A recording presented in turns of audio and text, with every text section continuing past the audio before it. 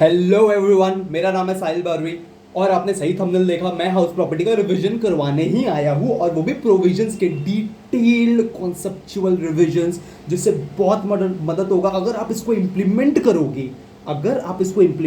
In the questions after doing this video, अगर आप 10-12 questions बनाओगे, स्मूथ हो जाने वाला है हाउस प्रॉपर्टी चैप्टर। और यहाँ पे हम लोग सिर्फ प्रोविजन के ही, जितने प्रोविजंस हाउस प्रॉपर्टी के, उन सब की डिटेल्ड कॉन्सेप्चुअल प्रोविजंस मैं आपको बताऊंगा, जिससे आपका भी रिवीजन होगा। सबसे इंपॉर्टेंट, मेरा भी रिवीजन होगा। अब तो आप सोच रहे होंगे मेरा भी रिवीजन होगा, बिल्कुल सही।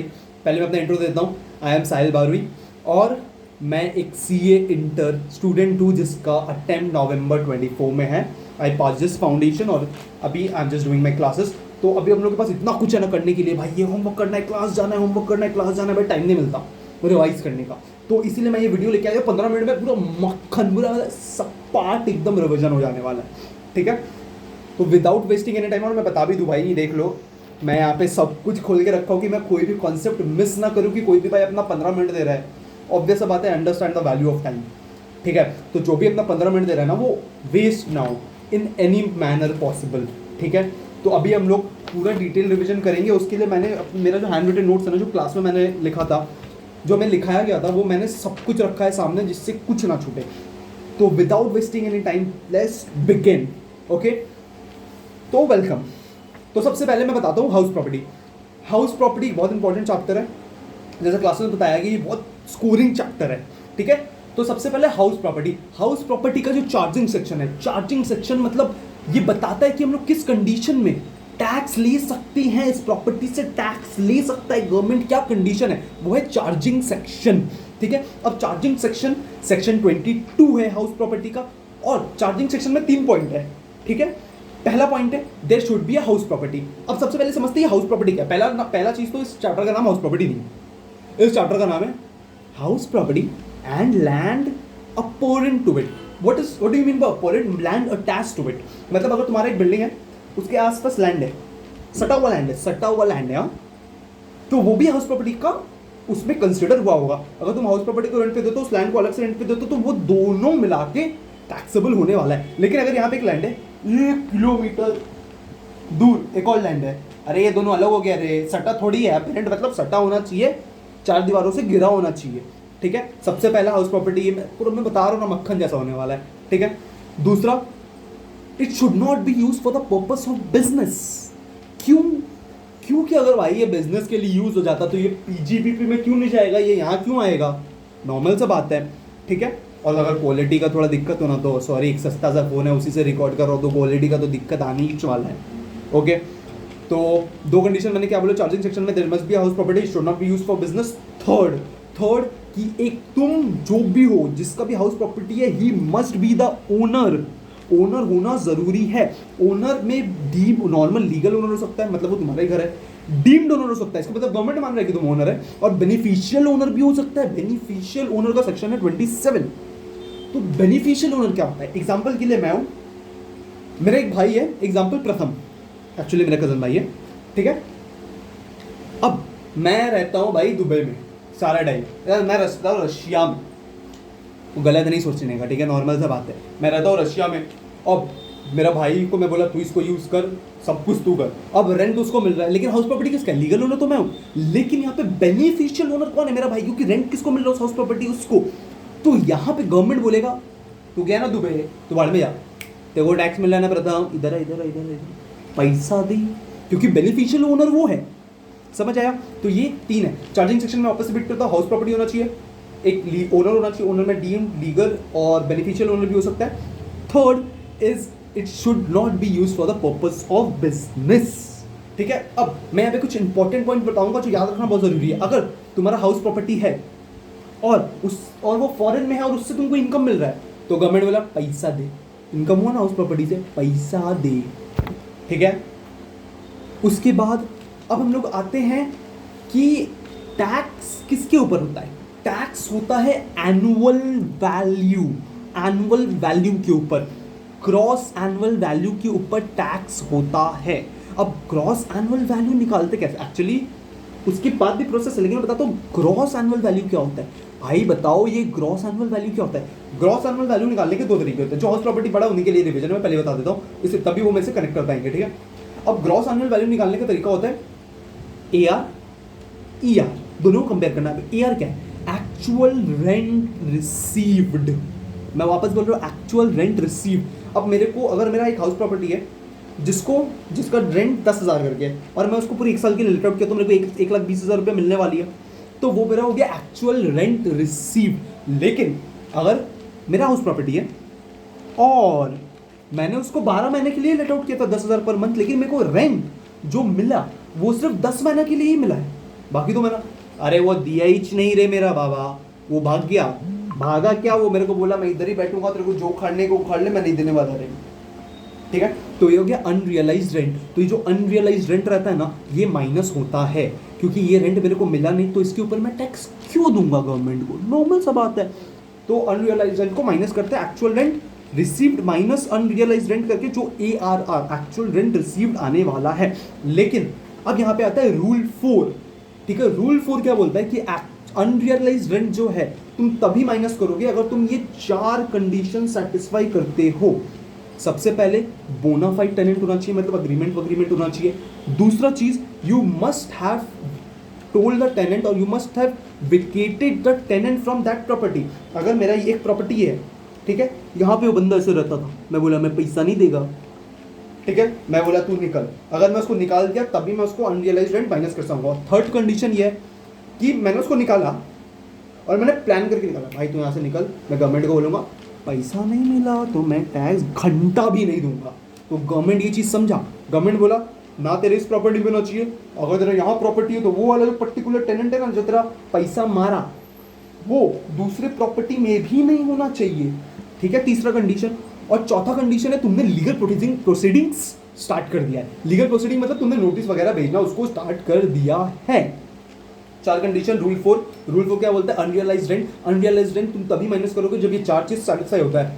बोनाफाइड होना चाहिए, लीगल होना चाहिए, लीगल प्रोसीडिंग स्टार्ट कर दिया, उसको तुमने घर से निकाल दिया और वो तुम्हारे किसी और प्रॉपर्टी में भी नहीं रहता है, तभी हम लोग माइनस करेंगे। अब हम लोग डिस्कस क्या कर रहे थे, मैं बस बताता हूँ। GAV कैलकुलेट करना, GAV के लिए ARR and actual rent receive, इसका मैंने प्रोविजन बता दिया। एक्चुअल रेंट जो तेरे को मिलने वाला था माइनस अनरियलाइज्ड रेंट, और अनरियलाइज्ड रेंट का कंडीशन क्या था? रूल 4 अगर सेटिस्फाई हुआ चारों के चारों कंडीशन, तभी चारों के चारों कंडीशन, हाँ, तभी तुम उसको माइनस कर पाओगे। अब GAV निकालने के लिए ना AR को ER के साथ कंपेयर करना पड़ता है। ER क्या है? Expected rent. What is expected rent? अब तुम एक बात बताओ, मैं इससे रेंट ले रहा हूँ 10,000, मैं बोला भाड़ में जाए रे, तू 10,000 तेल लेने गया, तू मैं गवर्नमेंट को दिखाएगा मेरे को सिर्फ मिलता है 500 रुपया, वो बोला सिर्फ 500 रुपया देगा, मैं गवर्नमेंट को दिखा रहा है तो वो सिर्फ 500 रुपया दे रहा है, तो मेरा एक्चुअल रेंट रिसिप्ट कितना? 6 लाख, बट मेरे को मिल कितना रहा है? 1 लाख रुपया, 1,20,000 रुपया। तो सिंपल सा बात है ना बाबा, अब 1,20,000 रुपया मिल रहा है लेकिन मैं गवर्नमेंट को दिखा रहा है सिर्फ 6,000 रुपया मिल रहा है, तो गवर्नमेंट बोला अरे साला ये तो बहुत सियाना है, तो बेटा पैसा मार रहा है। अब इसको टैकल करने के लिए क्या बोला गवर्नमेंट? ERR कॉन्सेप्ट निकाला है। ERR क्या है? ERR में 3 कंपोनेंट है, ध्यान से समझना, बहुत इंपॉर्टेंट है, इसका पूरा बेसिक है भाई, अगर तुम ये गलत कर दोगे तो हक दिए भाई तुम एग्जाम में लिटरली, ठीक है। तो क्या है ना, ERR में बोलता है 3 चीज आते हैं, municipal tax, fair rental value, standard rent. वापस बोलता हूँ, municipal tax, fair rental value और स्टैंडर्ड रेंट। अब म्युनिसिपल टैक्स वो होता है, म्युनिसिपल वैल्यू वो होता है जो म्युनिसिपैलिटी बताता है कि इस घर का इतना प्रॉपर्टी, अगर म्युनिसिपैलिटी बताता है कि इस घर का वैल्यू 1 लाख रुपया, और फेयर रेंट इस घर का हिसाब से अकॉर्डिंग टू द मार्केट होना चाहिए था 1,10,000 रुपया, ठीक है। तो म्युनिसिपल वैल्यू और फेयर रेंट में हम लोग लेंगे higher of the 2, municipal tax, municipal value या फेयर रेंट में हम लोग लेंगे जो भी हायर रहेगा। तो 1,10,000 आया। अब इस जो 1,10,000 आया ना, इसको हम लोग कंपेयर करेंगे स्टैंडर्ड रेंट से। स्टैंडर्ड रेंट फिक्स होता है अकॉर्डिंग टू, मतलब जो भी एक्ट है उसके हिसाब से स्टैंडर्ड रेंट फिक्स है। गवर्नमेंट बताता है कि तुम इसके ऊपर रेंट ही चार्ज नहीं कर सकते, स्टैंडर्ड बताता है कि तुम सिर्फ 90,000 ले सकते हो। तो लोअर ऑफ द 2, मतलब म्युनिसिपल टैक्स, फेयर रेंट, इन दोनों में जो भी हायर है उसको लिए, उसको कंपेयर करेंगे स्टैंडर्ड रेंट से और इन दोनों का लोअर लेंगे, तो मेरा एक्सपेक्टेड रेंट आ जाएगा। अब एक्चुअल रेंट और एक्सपेक्टेड रेंट में भी हायर लेने वाले हैं। मैं वापस रिपीट करता हूँ, GAV के लिए एक्सपेक्टेड रेंट और एआर को कंपेयर करेंगे, एआर का कंडीशन साइड करते हैं, एक्सपेक्टेड रेंट में क्या होता है, म्युनिसिपल टैक्स और फेयर रेंट को कंपेयर करेंगे जो भी हायर आया। अब ये जो हायर आया इसको कंपेयर करेंगे स्टैंडर्ड रेंट से, इन दोनों में जो भी लोअर आया। अब जो भी लोअर आया इसको ये बन गया मेरा ईयर, तो ईयर एआर में जो भी हायर आएगा उसको हम लोग ले लेंगे, ठीक है। तो इससे मेरा जीएवी निकला। अब मैं फॉर्मेट पे जाता हूँ, जीएवी के बाद माइनस होता है म्युनिसिपल टैक्स। म्युनिसिपल टैक्स बोलने से नहीं होगा रे बाबा, गलत हो रहा है, तू गलत कर देगा एग्जाम में, मैं भी बहुत सारे क्लासेस में इसको गलत किया हूँ भाई, मैं इसलिए बता रहा हूँ, इसको पूरी लिखने का अपने को। Less municipal tax paid by the assessee in the current year, in the previous year, ठीक है। बहुत इंपॉर्टेंट चीज मैं बता रहा हूँ। अरे मैं वो भाई से थोड़ा ऐसे फ्लेक्स कर रहा था, मैं जिम विम शुरू किया ना तो इसीलिए मैं फ्लेक्स कर रहा था, वो भी नहीं करूँ तो टैटू भी है, ठीक है। तो मैं बता रहा था म्युनिसिपल टैक्स, ठीक है। तो म्युनिसिपल टैक्स जो असेसी पे किया है और असेसी पे करेगा, अगर उसका टेनेंट या कोई और पे करता है तो उसको डिडक्शन नहीं मिलेगा, क्योंकि असेसी की पॉकेट से पैसा गया तो असेसी को ही डिडक्शन मिलेगा, क्योंकि असेसी का ही हाउस प्रॉपर्टी है जिसको हम लोग टैक्सेबल कर रहे हैं, तो डिडक्शन भी तो असेसी को ही देंगे ना, तो इसीलिए उसको लेस करने का। पर अगर वो उसको पे किया है इन दी करेंट ईयर, मतलब कैश बेसिस पे डिडक्शन मिलता है, तो इससे मेरा आ जाएगा नेट एनुअल वैल्यू। अब नेट एनुअल वैल्यू आया, अब सब तेल लेने गया, ठीक है। अब ये जो जीएवी का कॉम्पोजिशन है ना, इसके लिए 7 सिचुएशन है जो मेरे सर ने बताया, मैं उसी को रिपीट करता हूँ। 7 सिचुएशंस है, समझो इस चीज को। 7 सिचुएशंस क्या है, थोड़ा लंबा वीडियो हो सकता है, आधा घंटा के आसपास, प्रॉपर रिवाइज होने वाला है, मैं बता रहा हूँ। अभी तक तो प्रॉपर हुआ, इसके बाद भी प्रॉपर होगा और बहुत स्मूथ जाएगा, बेसिक्स था इसलिए मैं बता दिया। अब 7 सिचुएशन है। सबसे पहला सिचुएशन जो मैं यहाँ से देख भी लेता हूँ, नहीं देखूंगा ऐसे ही बता सकता हूँ मैं। सबसे पहला सिचुएशन ये है ना कि अगर एक हाउस प्रॉपर्टी को हम लोग पूरे साल के लिए लेट आउट किया, 12 के 12 महीने के लिए लेट आउट किया, जितना टाइम के लिए मेरे पास हाउस प्रॉपर्टी था उस पूरे टाइम के लिए लेट आउट किया, तो उस केस में हम लोग कंपेयर करेंगे एक्चुअल रेंट और expected rent, whichever is higher. पहला सिचुएशन पूरे साल के लिए लेट आउट किया, तो एक्चुअल रेंट और एक्सपेक्टेड रेंट, मैं एआर और ईआर बोलूंगा आपसे, ठीक है। तो एआर और ईआर में जो भी हायर रहेगा उसको हम लोग कंसिडर करेंगे। पहला सिचुएशन डन। दूसरा सिचुएशन बोलता है, दूसरा सिचुएशन ये है कि मैंने लेट आउट तो पूरे 1 साल के लिए किया, लेकिन मैं जो पूरा 1 साल के लिए लेट आउट हुआ ही नहीं, सिर्फ मैं 10 महीना के लिए लेट आउट कर पाया और 2 महीना वेकेंट था, भूत बंगला, ठीक है। तो जो मैं 10 महीना के लिए लेट आउट किया और 2 महीना के लिए वेकेंट था। अब इस कंडीशन में ध्यान से सुनो मैं क्या बोलने वाला हूँ। अगर मैंने लेट आउट किया कुछ टाइम के लिए, 10 महीना के लिए लेट आउट किया, 2 महीना के लिए अगर वो वेकेंट था, तो इस कंडीशन में देखेंगे कि मेरा जो एक्चुअल रेंट मेरे को रिसीव हुआ, सपोज मैं सब कुछ करने के बाद मेरा एक्सपेक्टेड रेंट आ रहा था 1,10,000 और मैं 10,000 पर मंथ के हिसाब से लेट आउट किया था और 10 महीना के लिए लेट आउट हो पाया, तो मेरे को 1,00,000 रुपया ही मिलेगा। समझ आ रहा है? नहीं समझ आ रहा, रिवाइंड करके देखो रे, आधा घंटा में कंप्लीट भी करना है, 10 बार रिपीट थोड़ी होने वाला। तो एक्सपेक्टेड रेंट मेरा 1,10,000 है जो मेरे को कैलकुलेट करने के बाद आया, और एक्चुअल रेंट जो मेरे को रिसीव हुआ ना वो सिर्फ 10 महीना के लिए हुआ, जो 1,00,000 है। गवर्नमेंट बोला तो तू चोरी किया है बाबा, 1,10,000 बता रहा है मार्केट वाला भाई, यार बता रहा है, तू 1,00,000 दिखा रहा है, ऐसे कैसे होगा? तो इसमें कॉन्सेप्ट है, ध्यान से समझो। अगर तुम्हारा एक्चुअल रेंट रिसीव्ड किसी कारण से ड्यू टू वैकेंसी भूत बंगला, ड्यू टू वैकेंसी अगर लेस है, तो गवर्नमेंट बोला, इसका मतलब तू गवर्नमेंट को था भाई, देख भाई मेरा 1,00,000 रुपया ही मेरे को मिला, तू बता रहा है 1,00,000 रुपया देना, अगर मेरे को रेंट मिलता पूरा 12 महीने का तो 1,20,000 रुपया होता, तेरा तो 1,10,000 ही दिखा रहा है एक्सपेक्टेड रेंट, तो मैं ज़्यादा टैक्स देता ना, तो इसका मतलब ऑब्वियस सा बात है मैं चोरी नहीं कर रहा हूँ, मैं झोल नहीं किया। तो गवर्नमेंट बोला हाँ ये पॉइंट बोल रहा है, तो गवर्नमेंट बोला ठीक है तेरे को जो एक्चुअल रेंट रिसीव हुआ उसी पे तू टैक्स दे। लेकिन तू सियाना क्या किया, जो मैं बोला तो बेटा बोला 500 रुपया देगा, 500 रुपया करके तू सपोज चल ना 500 रुपया छोड़, इजी करते हैं इसको। सपोज तेरे को 90,000 रुपया, नहीं 90,000 नहीं, तो सिर्फ 50,000 रुपया तू गवर्नमेंट को दिखा रहा है कि रेंट मिला और तुम दिखा रहे हो भाई 1,10,000 के ऊपर टैक्स देना होगा, मैं क्यों दूँ? तो गवर्नमेंट बोला अच्छा, और 2 महीना अगर तू ऐड करता तो तेरे को कितना टैक्स मिलता, कितना तेरे को एक्चुअल रेंट रिसीव होता? तो तू बोला 2 महीना अगर मैं करता तो मेरे को 60,000 रुपया मिलता, तो मैं 60,000 के ऊपर टैक्स दूंगा। गवर्नमेंट बोला एड़ा मत बना, एड़ा बना के पेड़ा खाएगा तू, एड़ा मत बना मेरा। गवर्नमेंट बोला कि भाई इसका मतलब तू झोल किया है, तू 2 महीना का अगर तेरे को रेंट मिलता उसके बाद भी तेरा एक्सपेक्टेड रेंट क्रॉस नहीं हो रहा है, इसका मतलब तो भाई तू साफ साफ सदा एकदम झोल कर रहा है। अब तू अगर झोल कर रहा है तो एकदम नॉर्मल सा बात है ना भाई, तू मेरे को एक्सपेक्टेड रेंट पे रेंट है, तो सिचुएशन 2 समझ गया, AR या ER तो कंपेयर करेंगे, लेकिन ड्यू टू वैकेंसी अगर मेरा AR कम आया है ड्यू टू वैकेंसी तो AR पे टैक्स देंगे। अगर ड्यू टू वैकेंसी फिल करने के बाद भी मेरा AR कम आता है ER से, मतलब वो जो सिचुएशन मैंने बताया कि 60,000 आता, लेकिन एक्चुअल ER तेरा 1,10,000 है और एक्चुअल रेंट सिर्फ 60,000 दिख रहा है। गवर्नमेंट बोले इतना झोल कैसे हो रहा है, पैसा तू ER पे, समझ गया। Second situation done. Third situation है सेल्फ ऑक्यूपाइड प्रॉपर्टी।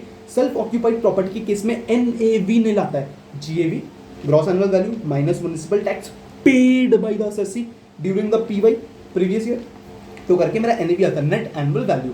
ठीक है, इसके ऊपर हम लोग कैलकुलेशन करते हैं, बेसिकली यहाँ से कैलकुलेशन स्टार्ट होता है। अब तो समझ, किसी भी सेल्फ ऑक्यूपाइड, इस रूम में मैं रह रहा हूँ, किसी भी सेल्फ ऑक्यूपाइड प्रॉपर्टी के लिए NAV तो ऑब्वियसली नील ही होने वाला है भाई, क्योंकि मैं अगर रेंट दूंगा ही नहीं तो मेरा एक्चुअल रेंट और एक्सपेक्टेड रेंट का कंपैरिजन होने ही नहीं वाला।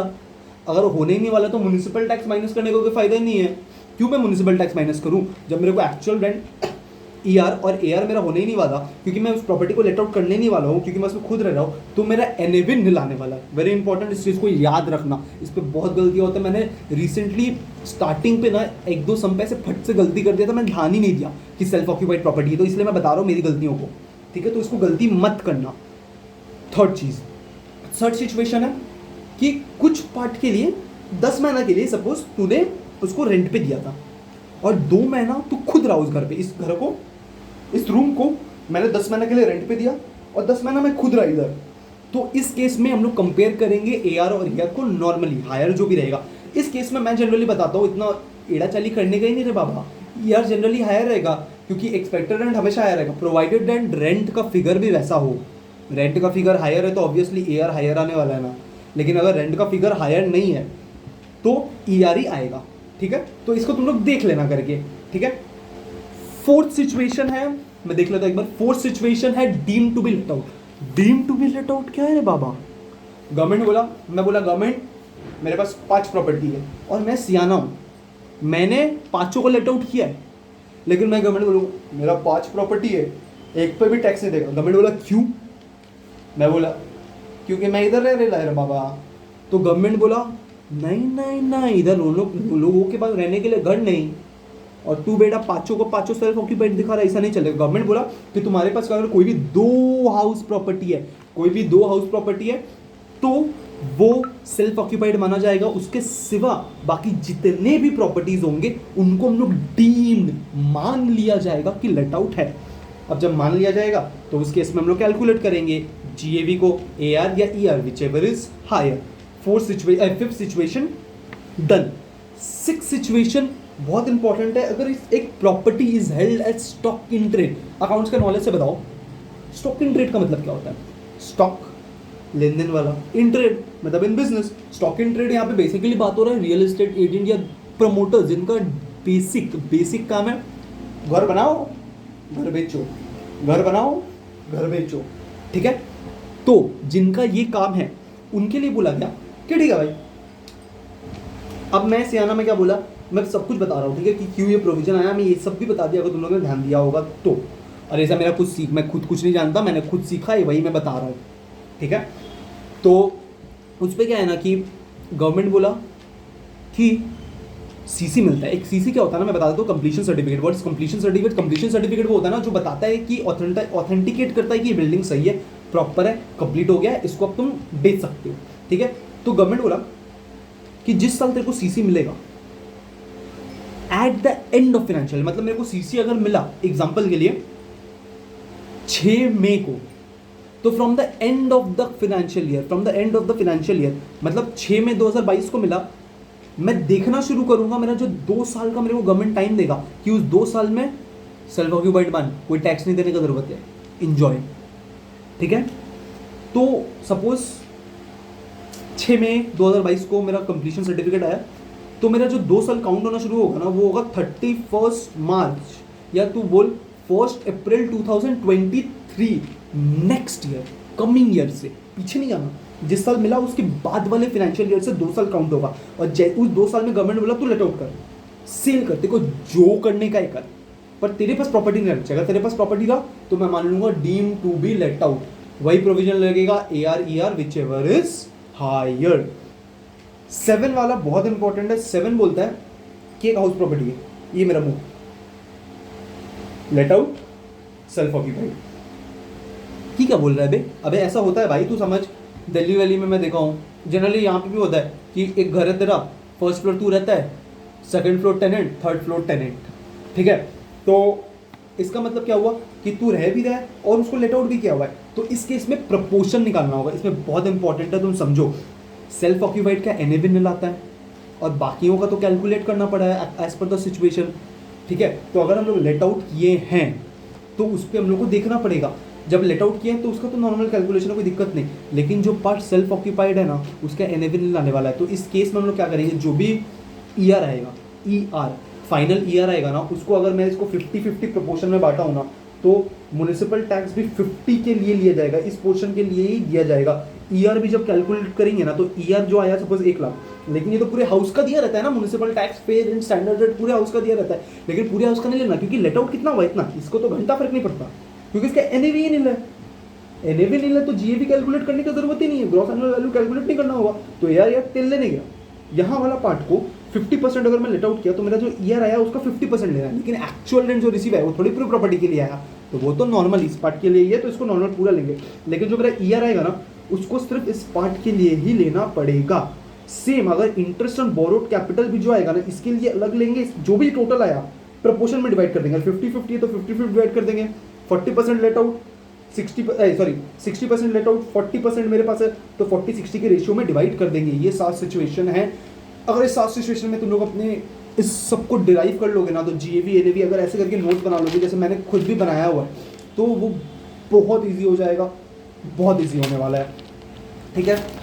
अब उसके बाद आता है, मैंने एनएवी तक आया है, एनएवी के बाद आता है स्टैंडर्ड डिडक्शन अंडर सेक्शन 24 ए। क्या बोलता है 24 अंडर सेक्शन 24 ए बोलता है कि फ्लैट 30% डिडक्शन ले, तेरा जो भी आया है एनएवी फ्लैट 30%। सपोज तेरा एनएवी सब कुछ कैलकुलेट करने के बाद, म्युनिसिपल टैक्स माइनस करने के बाद तेरा एनएवी आया है 1 लाख, गवर्नमेंट बोला 30,000 रिपेयर मेंटेनेंस, तू जॉनी सिंस को बुलाया, तू जिसको बुलाया रिपेयर मेंटेनेंस के लिए, घंटा फर्क नहीं पड़ता, 30% स्टैंडर्ड डिडक्शन तेरे को दे रहा है गवर्नमेंट। अभी स्टैंडर्ड डिडक्शन क्यों दे रहा है ना, क्योंकि समझ, कुछ लोग बोलेंगे कि भाई 1 लाख रुपया आया, मैं तो 1 लाख रुपया पूरा मेरा पूरा रिपेयर में गया, तो गवर्नमेंट इसलिए मार्केट एनालिसिस क्या, गवर्नमेंट बोला भाई स्टैंडर्ड डिडक्शन 30%, हर साल 30% एक घर के पीछे लगता ही है, repair maintenance white wall dash dash hand pan सबके पीछे लगता है, तो मैं तेरे को स्टैंडर्ड डिडक्शन 30% दूंगा। माइनस 24B भी है, 24B बोलता है उससे लेस करेंगे इंटरेस्ट ऑन बोरोड कैपिटल। ये बहुत इंपॉर्टेंट पॉइंट है जहाँ पे गलती होता है। यहाँ पे हम लोग को देखना पड़ता है इंटरेस्ट ऑन बोरोड कैपिटल, उसको 2 भाग में डिवाइड करो, 2 भाग में डिवाइड करो, pre construction post construction. Pre construction क्या होता है, सपोज मेरा कंस्ट्रक्शन खत्म हुआ से वही 6 मई को, तो मेरा जो प्री कंस्ट्रक्शन पीरियड होगा ना, पीछे देखो पीछे, क्या बोला, पीछे देखो पीछे, पीछे वाला 31, एक चीज याद रखना, प्री कंस्ट्रक्शन का पहला जो डेट होगा ना 31 3 होने वाला है, क्योंकि पीछे देखना है at the end of financial year. अब तेरा अगर 2022 को खत्म हुआ 6 मई को, तो पीछे देख 2021, ठीक है, 31 मार्च 2021 के पहले जितना भी इंटरेस्ट तेरा लगा उन सबको एक्यूमुलेट कर। मैं वापस बोल रहा हूँ, प्री कंस्ट्रक्शन का मतलब होता है जब मेरा सीसी मिला मेरे को, उसके प्रीवियस ईयर 31 मार्च को देख, और उस 31 मार्च के पीछे जिस टाइम तू लोन लिया और जब वो 31 मार्च है उसके बीच में जितना इंटरेस्ट एक्यूमुलेट हुआ है वो तेरा प्री कंस्ट्रक्शन इंटरेस्ट है, उसको डिवाइडेड बाई 5 कर। डिवाइडेड बाई 5 क्यों, क्योंकि वो गवर्नमेंट बोला तो वो 1 साल में पूरा डिडक्शन नहीं देंगे, क्योंकि इंटरेस्ट ऑन बोरोड कैपिटल में क्या बोला, डिडक्शन अंडर सेक्शन 24, डिडक्शन मतलब उसको लेस कर देंगे, जो भी एनएवी आया 30% स्टैंडर्ड डिडक्शन मिला minus interest on borrowed capital मिलने वाला है। अब एक और चीज़, हाँ, इंटरेस्ट ऑन बोरोड कैपिटल अगर रिपेयर के लिए लेते हैं, मेंटेनेंस के लिए लेते हैं, किसी भी चीज़ के लिए लेते हैं, तो वो भी डिडक्ट होगा। क्यों, क्योंकि अगर वो नहीं करेंगे तो हम लोग हाउस प्रॉपर्टी को लेट आउट ही नहीं कर पाएंगे। भाई टूटा फूटा दिमाग लगा हुआ हाउस प्रॉपर्टी कौन लेगा, अंडरस्टैंडेबल। तो इसीलिए हम लोग प्री कंस्ट्रक्शन में वापस रिपीट करता हूँ, पीछे देखो जो 31 मार्च जिस साल सीसी मिला कंप्लीशन सर्टिफिकेट, उसके पीछे वाला साल का जो एंड है वहाँ से ये यहाँ पे मेरा सीसी मिला पीछे आ 31 मार्च 2021, और मैं लोन लिया था 2018 1/4/2018, तो ये जो 4 साल का इंटरेस्ट है इसको एक्यूमुलेट कर। सपोज 4 लाख का इंटरेस्ट आया, हाँ 4 लाख का अगर इंटरेस्ट आया उसको डिवाइडेड बाई 5 कर, मतलब 80,000 करके तेरे को आने वाला, जब तेरा सीसी मिला मतलब तेरा प्री कंस्ट्रक्शन के बाद हर साल तेरे को 80,000 का डिडक्शन मिलेगा। ये आया प्री कंस्ट्रक्शन। पोस्ट कंस्ट्रक्शन क्या है कि भाई प्री कंस्ट्रक्शन का तुम दे रहे हो तो उस साल जो हम पैसा पे करने वाले, पिछले वाले का तो तुम दे ही रहे हो, लेकिन इस साल भी जो हम इंटरेस्ट पे करेंगे उसका भी डिडक्शन मिलेगा। तो इस साल का deduction plus pre construction deduction, pre construction period का जो भी डिडक्शन रहेगा उन दोनों को क्यूमुलेट करेंगे, एक्यूमुलेट करेंगे और उसका डिडक्शन हम लोग गिरेंगे। तो मैं आपस पूरा फॉर्मेट रिपीट करता हूँ। जीएवी, एआर और ईआर कैलकुलेट करेंगे 7 सिचुएशन के हिसाब से जो भी मैंने बताया। Less municipal tax paid by the assessee.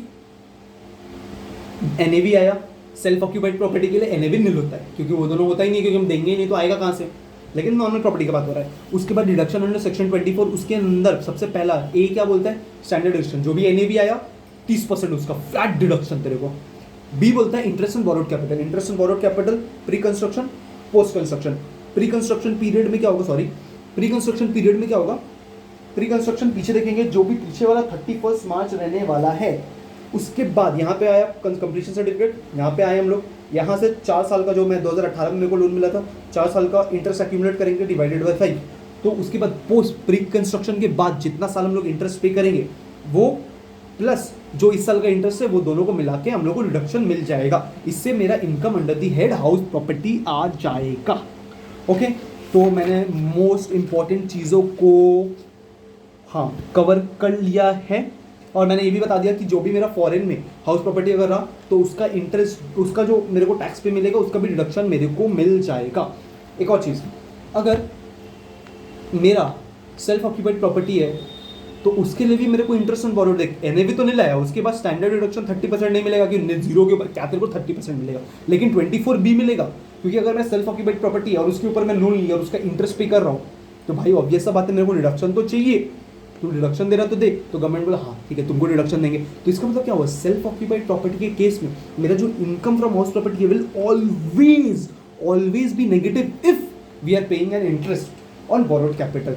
तो ये जो आया ना मेरा नेगेटिव हाउस प्रॉपर्टी, अगर मैं 2 हाउस प्रॉपर्टी, एक लेट आउट है एक नेगेटिव आया, इसका कुछ सपोज 1 लाख रुपये टैक्स आ रहा है और इसका इंटरेस्ट वो वगैरह माइनस करके सेल्फ ऑक्यूपाइड प्रॉपर्टी के लिए सपोज 20,000 आ रहा है, तो इन दोनों को नेट कर देंगे तो मेरे को सिर्फ 80,000 रुपया ही देना पड़ेगा। ठीक है, तो ये सारे कंडीशन मैंने बहुत बखूबी ये किए हैं। अब एक और चीज़, अगर मैं एक लोन लेता हूँ, सपोज मैंने लोन लिया HDFC बैंक के लिए घर लेने के लिए 1 लाख का और उस पर मेरे को 10,000 रुपये इंटरेस्ट देना पड़ता है। अब मैं बोला भाई 10,000 रुपये इंटरेस्ट देना पड़ रहा है बहुत है, और मैं देख रहा हूँ दूसरा बैंक जो है वो सिर्फ 5% इंटरेस्ट पे लोन दे रहा है। ठीक है, 5% इंटरेस्ट पे लोन दे रहा है, तो मैं बोला यहाँ पे 10,000 रुपये इंटरेस्ट देने से बेटर है मैं यहाँ से 5,000 रुपये पर मंथ इंटरेस्ट दूँ, नॉर्मल पर ईयर इंटरेस्ट दूँ।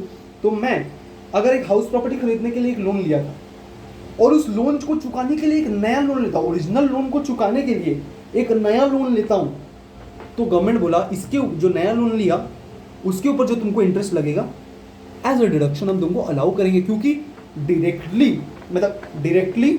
या इनडायरेक्टली लग तो भाई उस हाउस प्रॉपर्टी का ही इंटरेस्ट है ना, तो वो मिलेगा। मैं वापस रिपीट कर देता हूँ एक बार, बहुत इंपॉर्टेंट पॉइंट है। एक लोन लिया हाउस प्रॉपर्टी परचेज करने के लिए, लेकिन इसका इंटरेस्ट रेट है था, तो मैंने इस प्रीवियस लोन को चुकाने के लिए एक और लोन लिया, तो इस लोन जो नया लोन लिया ये लोन तो चुक गया, इसका तो इंटरेस्ट नहीं लग रहा, अभी जो नया लोन लिया इसके ऊपर इंटरेस्ट लगा तो गवर्नमेंट बोला इसका इंटरेस्ट अलाउ करेंगे। लेकिन प्रीवियस लोन का भी तो 10,000 का इंटरेस्ट था, मैंने प्रिंसिपल तो पे कर दिया लेकिन मेरे को 10,000 का इंटरेस्ट भी पे करना है। अब ये 10,000 इंटरेस्ट पे करने के लिए मैंने बैंक एक्स से एक और नया लोन लिया और इस इंटरेस्ट को पे किया। अब वो जो नया लोन लिया उसके ऊपर भी इंटरेस्ट लगेगा, इंटरेस्ट को पे करने के लिए लोन लिया और जो लोन लिया उस पर भी इंटरेस्ट लगेगा, तो गवर्नमेंट इसका डिडक्शन मैं नहीं देने वाला। सिंपल सा बात है, इसका डिडक्शन मैं नहीं देने वाला हूँ। गवर्नमेंट बोला तुम जो हाउस प्रॉपर्टी लिया उसका वाला मैं डिडक्शन दे दूंगा, उसको जो रीपेमेंट के लिए प्रिंसिपल के लिए मैं दे दूंगा, लेकिन इंटरेस्ट के पर्पस के लिए मैं नहीं दूंगा। एक और चीज़ जो सबसे स्टार्टिंग में बताना चाहिए था बट कोई बात नहीं, दे रहा है दुरुस्त है। अगर मेरा income house property suppose PG वगैरह, उसमें मैं रेंट अलग लेता हूँ और एम्यूनिटीज जो भी फर्नीचर, आयरन, लॉन्ड्री सर्विस देता हूँ उसका मैं अलग से लेता हूँ, तो ये दोनों सेपरेटेबल है। तो ये जो हाउस प्रॉपर्टी का इनकम है हाउस प्रॉपर्टी के अंदर आएगा, और ये वाला जो इनकम है अगर मेरा रेगुलर बिजनेस है तो पीजीबीपी या आईएफओ इसके अंदर इनकम फ्रॉम अदर सोर्सेज के अंदर एज द केस में भी चला जाएगा। लेकिन अगर सेपरेटेबल नहीं है, टोटल 10,000 रुपये ही मैं रेंट ले रहा हूँ तो ये पीजीबीपी या एयरफोर्स में जाएगा, हाउस प्रॉपर्टी में नहीं जाएगा। रिमेंबर, हाउस प्रॉपर्टी में नहीं जाएगा, पीजीबीपी या आईएफओएस में चला जाएगा। ठीक है, these are some very important thing. ठीक है, उसके बाद एक बहुत इंपॉर्टेंट चीज़ है जिसका बहुत ब्यूटीफुल एक चार्ट बनाया गया था, वो है ये इंटरेस्ट ऑन बोरोड कैपिटल के ऊपर। मैंने तो बहुत सारी बातें की, लेकिन इंटरेस्ट ऑन बोरोड कैपिटल के ऊपर एक बहुत इंपॉर्टेंट बात है कि इंटरेस्ट ऑन बोरोड कैपिटल मैंने सब बता दिया, प्री कंस्ट्रक्शन, पोस्ट कंस्ट्रक्शन। इसके साथ एक और चीज़ है इंपॉर्टेंट, बहुत इंपॉर्टेंट चीज़ है। वो इंपॉर्टेंट चीज़ क्या है ना कि अगर मेरा जो लोन लिया हुआ है 149 सेल्फ ऑक्यूपाइड, चल पहले लेट आउट का बात करते हैं। इंटरेस्ट ऑन बोरोड कैपिटल, अगर मैं वो जो जिस घर के लिए लिया उसको मैं लेट आउट कर दिया तो क्या होगा? अगर इंटरेस्ट ऑन बोरोड कैपिटल में लिया और उससे घर बना के लेट आउट कर दिया, भाड़े पे दे दिया, ठीक है, रेंट पे दे दिया, तो इस पे जितना भी मेरे को इंटरेस्ट लग रहा है जो मेरे को देना पड़ेगा बैंक को, पूरा, कोई लिमिट नहीं है। तो 10 लाख का इंटरेस्ट दे रहा है, 1 करोड़, 100 करोड़, 2000, 90 करोड़ का भी इंटरेस्ट दे रहा है ना, पूरा अलाउड है डिडक्शन। पूरा इंटरेस्ट लिया बैंक से, उसे घर बना के लेट आउट कर दिया, तो जो लेट आउट किया तो उसका पूरा फॉर्मेट याद कर, सेक्शन 20 डिडक्शन अंडर सेक्शन 24। पहले वाला क्या है? Flat deduction 30%। सेकंड क्या है? Interest on borrowed capital. तो इंटरेस्ट ऑन बोरोड कैपिटल है ना, तो जितना इंटरेस्ट दे रहा है बैंक को, पूरा पूरा एकदम ऐसे ऐसे, मतलब जितना इंटरेस्ट 2000 करोड़ का भी इंटरेस्ट दे रहा है ना, तो भी तेरे को डिडक्शन के हिसाब से मिल जाएगा। लेकिन वहीं पे अगर तेरा, ठीक है, तू वो लोन लिया, उसे घर बनाया और खुद रह रहा है, अगर तू उस घर पे खुद रह रहा है तो तेरे ऊपर रेस्ट्रिक्शन लगना शुरू होगा। अब रेस्ट्रिक्शन क्या है पहले समझो। अगर वो लोन 1499 के पहले लिया हुआ है, मैंने ऑन नहीं बोला, मैंने बोला पहले, 1499 मतलब 1 अप्रैल 1999 के पहले अगर तू लोन लिया ना, तो तू किसी भी पर्पस के लिए लिए, किसी भी पर्पस के लिए तेरे को स्टैंडर्ड डिडक्शन, तेरे को सिर्फ डिडक्शन मिलेगा 30,000 का।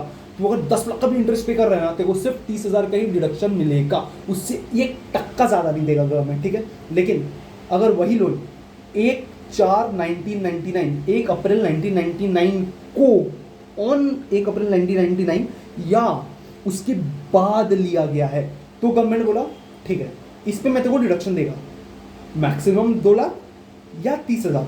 2 लाख किसके लिए? अगर तू उस घर को खरीदने के लिए लोन लिया है तो तेरे को 2 लाख का इंटरेस्ट मिलेगा और तू उस पर खुद रह रहा है। और तेरा लोन कब लिया गया है? 1 अप्रैल 1999 को या उसके बाद लिया गया, तो तेरे को मैं 2 लाख का रिडक्शन देगा। लेकिन अगर वो आर के लिए गया है, रिपेयर, रिन्यूअल या रिकंस्ट्रक्शन के लिए लिया गया है, तब मैं तेरे को सिर्फ 30,000 का रिडक्शन देगा, उससे 1% ज़्यादा नहीं। रिमेंबर, वापस बताता हूँ, एक लोन लिया, घर बनाया, लेट आउट किया, 2000 करोड़ तक, जितना इंटरेस्ट पे करेगा, इंटरेस्ट में बोरोड कैपिटल पूरा डिडक्शन मिलेगा। एक घर लिया, ठीक है, उससे मैं खुद रह रहा हूँ, उस घर का जो लोन लिया था 1499 के पहले लिया था, तो सिर्फ 30,000 का डिडक्शन, कोई भी पर्पस हो, कोई फर्क नहीं पड़ता। तो खुद रहे, रिपेयर, कंस्ट्रक्शन, रिन्यूअल, किसी भी चीज़ के लिए ले 30,000, घर बनाने के लिए किसी भी चीज़ के लिए 30,000। लेकिन अगर 1499 तक लिया है, ऑन 1499 या उसके बाद लिया है, तो तेरा पर्पस देखा जाएगा। अगर तू घर बनाने के लिए लिया है तो 2 लाख का रिडक्शन मैक्सिमम। पर अगर वही चीज़ तू लिया है for the purpose of repair, renewal, reconstruction, RRR, तो सिर्फ 30,000 का मैक्सिमम डिडक्शन दिया जाएगा। ये पूरा इंटरेस्ट का बहुत इंपॉर्टेंट डिडक्शंस खत्म होते हैं।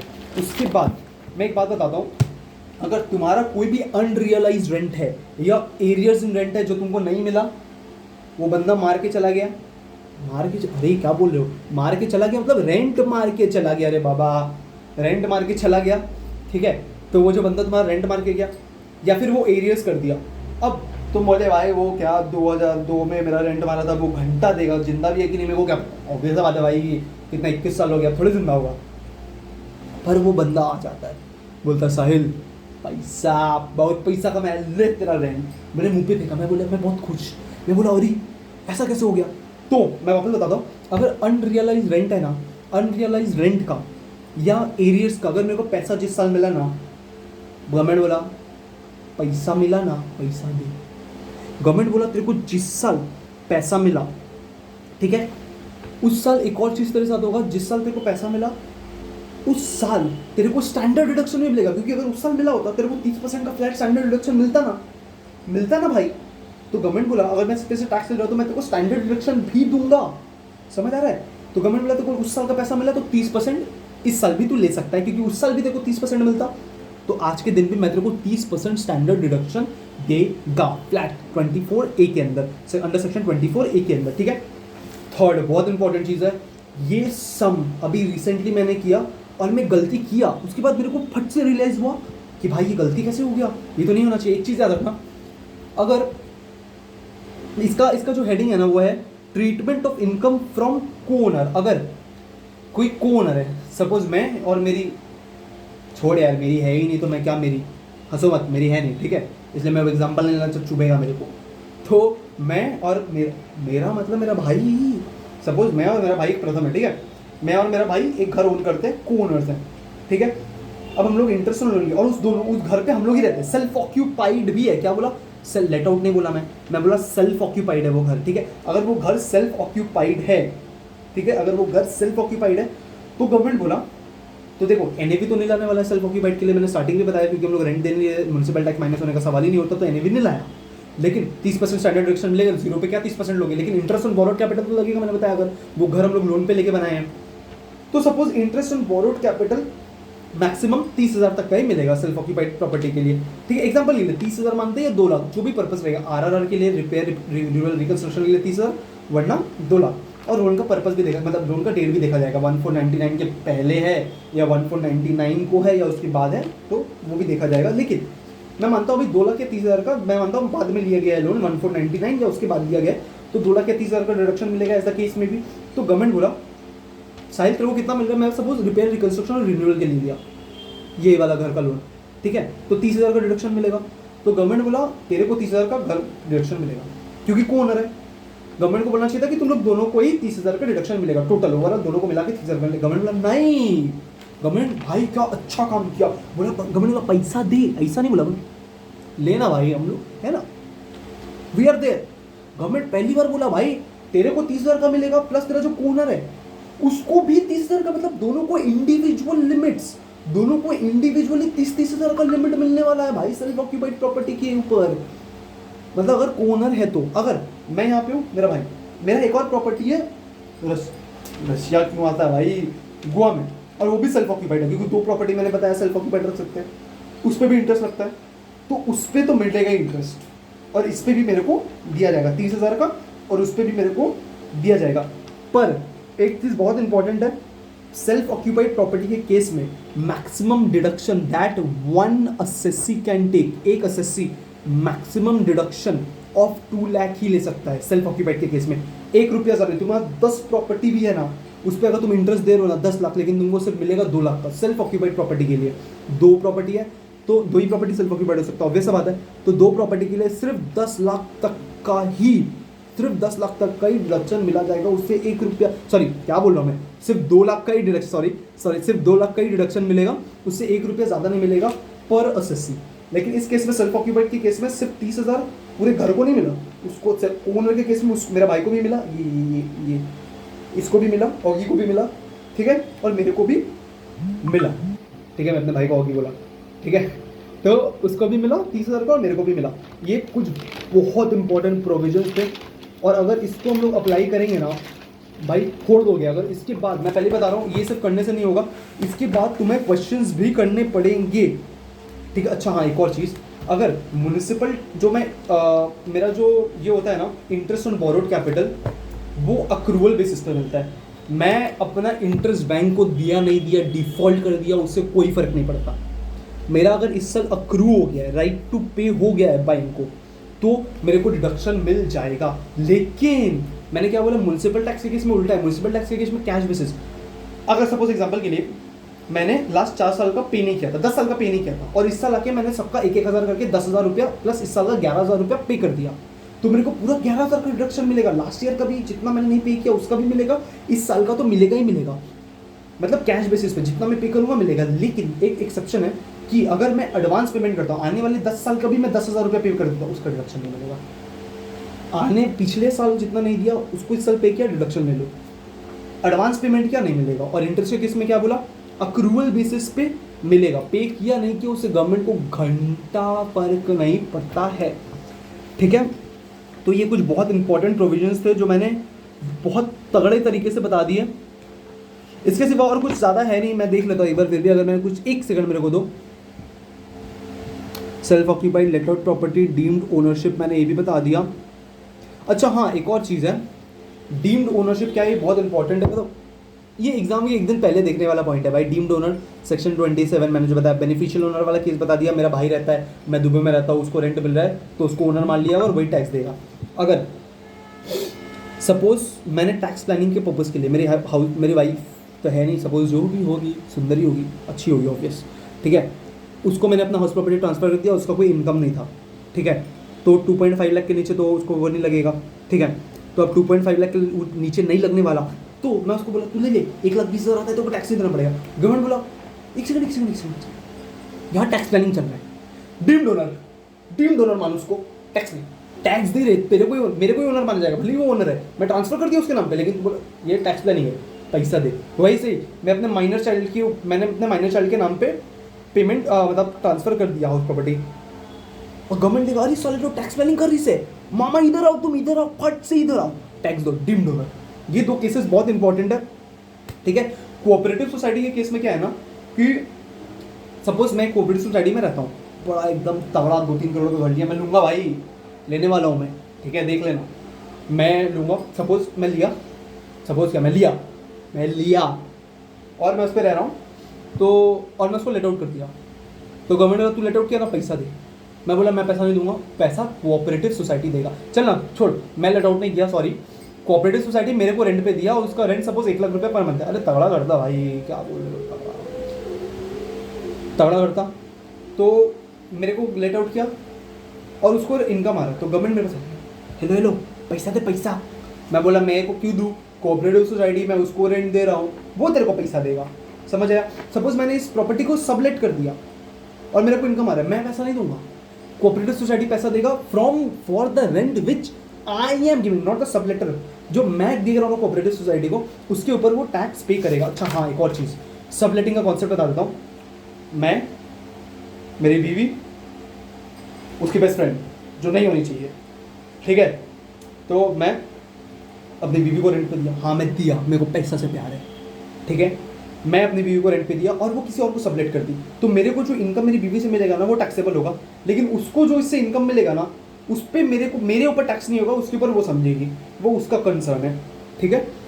तो this is all about the chapter of house property, और मैंने कुछ भी नहीं छोड़ा है ब्रो, मैंने लिटरली ऑलमोस्ट सब कुछ करवा दिया, ऑलमोस्ट क्या मैंने सब कुछ करवा दिया, ब्यूटीफुली डन।